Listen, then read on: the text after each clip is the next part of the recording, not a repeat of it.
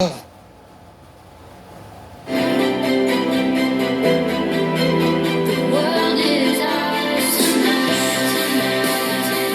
a cute little place. I love the exposed brick. We're halfway through the experiment. This is the first milestone of success that our couples can celebrate together. Mary carries. Tonight, Anthony and I are going out to celebrate our 1-month anniversary, and this is gonna be so hard for anybody to understand and even believe, but it honestly does not feel like we've only known each other for a month. I feel like we've known each other for 5 years. What's up, Cam? So tonight is Danielle and I's 1-month anniversary. And a lot of other relationships, 1 month really wouldn't be a big deal, but with all the time we spend together and we are married and in the situation, it's a huge deal. So I'm excited for tonight. I think it'll be a good time. The 1-month anniversary is an exciting milestone for our newlyweds. Has the marriage lived up to their hopes and expectations? Have they been able to put together the foundations for a lifetime of happiness? And if they haven't, will they be able to put this thing back on track before they have to make a decision about whether they're going to stay married or get a divorce?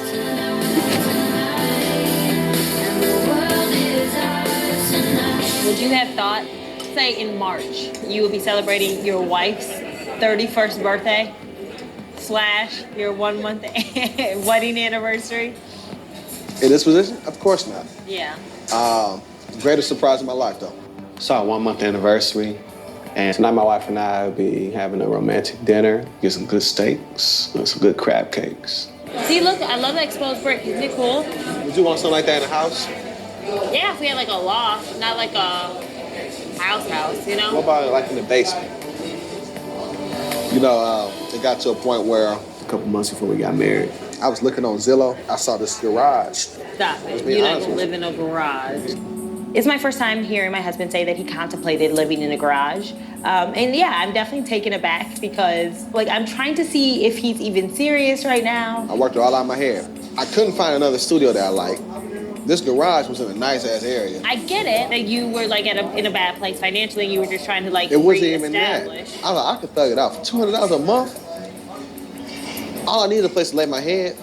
Nate and I talked about finances before. However, living in a garage, that is a far cry from I'm working on finances. It's how dire is your situation? I think that you are...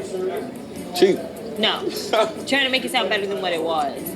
Clearly, nobody does that if it's not, dire. By no means was I ever in a position where I was not able to pay my rent or anything like that. I'm not saying that, but anybody who's considering doing that isn't just doing that because, I'm not doing anything, might as well just go be homeless. She really thinks that I was gonna live in a damn garage. I was not gonna live in the garage, by no means. I was in the position where I was using my credit card more than I wanted to. That's and that what makes I'm me saying. uncomfortable, yes. Agreed. So that's what I'm saying. Acknowledge that. But you're nah. I was just going to do it just because. And it's not that. It was that financially you were hemorrhaging. You were trying to stop the bleeding. Say that. Don't just be I wasn't doing anything. Sure, I'll go live in this man's garage. Being matched and getting married at first sight, that was a huge risk. And now this is what it's come to. It's just not adding up. You don't do something so extreme just because. I just don't like that. If you're gonna tell a story, don't. That's the truth. That's your opinion. I'm telling you exactly how I was feeling. I'm okay, if I do that, I can bounce back as far as clearing my whole credit cards within a month. Bounce back. From using too much credit. I know what I'm doing. I appreciate her concern with all due respect. Mind your business, lady. It's just mind your business. Leave me alone. You annoy me.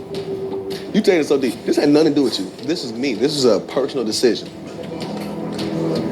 You don't have to worry about that. You're oversimplifying something that is not simple.